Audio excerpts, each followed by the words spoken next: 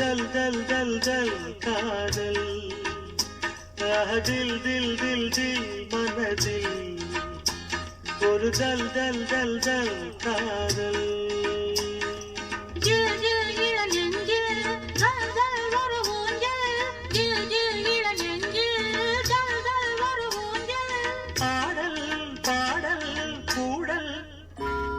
Hi guys, welcome to Decibel Auto.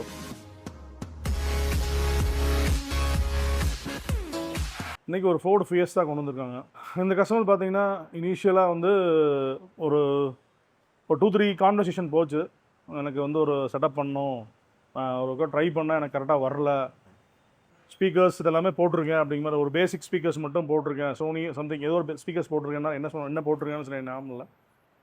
கொஞ்சம் ரொம்ப முன்னாடி பேசின கான்வர்சேஷன் இது.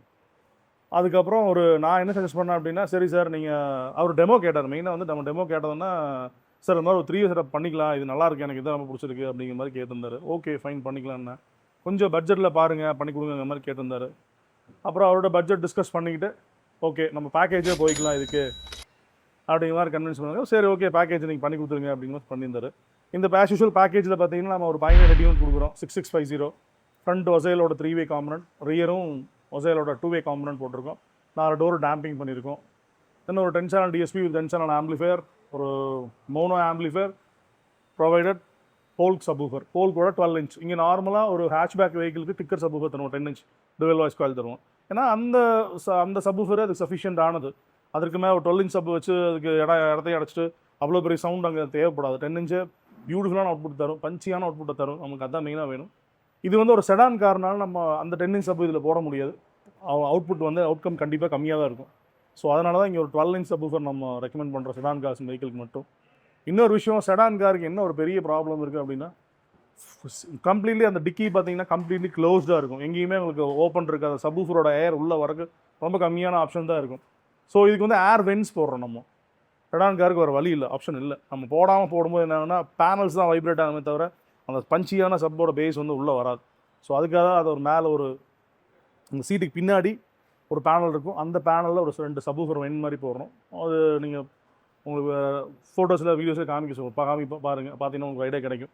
ஏன் அது போட சொல்கிறோம் அப்படின்னா, கண்டிப்பாக அதாவது இன்னும் மெயினாக ஸ்பெசிஃபிக்கலி ஃபார் ஹோண்டா சிட்டி பார்த்தீங்கன்னா மற்ற வெஹிக்கிளையாவது அட்லீஸ்ட் அந்த சீட்டை ரிமூவ் பண்ணும்போது உங்களுக்கு பின்னாடி ஒரு ஓப்பன் ஸ்பேஸ் இருக்கும். பட் ஹோண்டா சிட்டியில் அப்படி கிடையாது, கம்ப்ளீட்லி ஸ்டீலாக இருக்கும். இந்த டிக்கியே கம்ப்ளீட்டாக ஸ்டீலாக இருக்கும். சுத்தமாக சப்வூஃபர் உள்ளே வரும். ஹோண்டா சிட்டி மஸ்ட் கண்டிப்பாக நீங்கள் வந்து ஒரு வெண்ட் போட்டே ஆகணும். அந்த மாதிரி சுச்சுவேஷன் தான் இருக்கும். அப்போ தான் சப்வூஃபரோட நோட்ஸ் உள்ளே வரும். இப்போ இது போடாமல் ஒரு கஸ்டமருக்கு பண்ணி அவர் சொல்லி அவர் இல்லை எனக்கு அது வேண்டாம் அப்படின்னு சொன்னால் அது அப்படியே ஹோல்ட் ஆகி கொஞ்சம் அவரோட சின்ன டிசாட்டிஸ்ஃபேக்ஷனில் நிற்கிது அந்த வண்டி. அதனால தான் நம்ம இந்த வீடியோவில் ஸ்பெசிஃபிக்காக ஒரு கஸ்டமருக்கு எஜுகேஷன் கொடுக்குறதுக்காக தான் இதை பற்றி பேசுகிறோம். கண்டிப்பாக ஒரு செடான் வெஹிக்கிளுக்கு நீங்கள் ஒரு சப்வூஃபர் வெண்ட் போடும்போது தான் அந்த சப்போட இன்டென்சிட்டி நல்லா உள்ளே இருக்கும், கேட்குறதுக்கு ஒரு ப்ளஷரபிள் சவுண்டாக இருக்கும். இல்லை அப்படின்னா ஒரு மாதிரி பேனல்ஸ் வைப்ரேட் ஆகும், ஒரு டைட்டான சப்வூஃபர் தான் இருக்கும். ஸோ அதை ரொம்ப நேரம் கேட்க முடியாது. ஸோ இது ஒரு இன்ஃபர்மேஷனுக்காக உங்களுக்கு ஷேர் பண்ணுறேன்.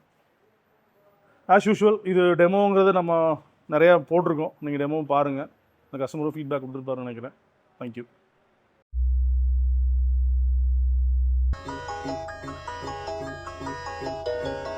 கல்யாண மாலை கொண்டாடும் பெண்ணே, என் பாட்டை கேளு உண்மைகள் சொன்னேன்.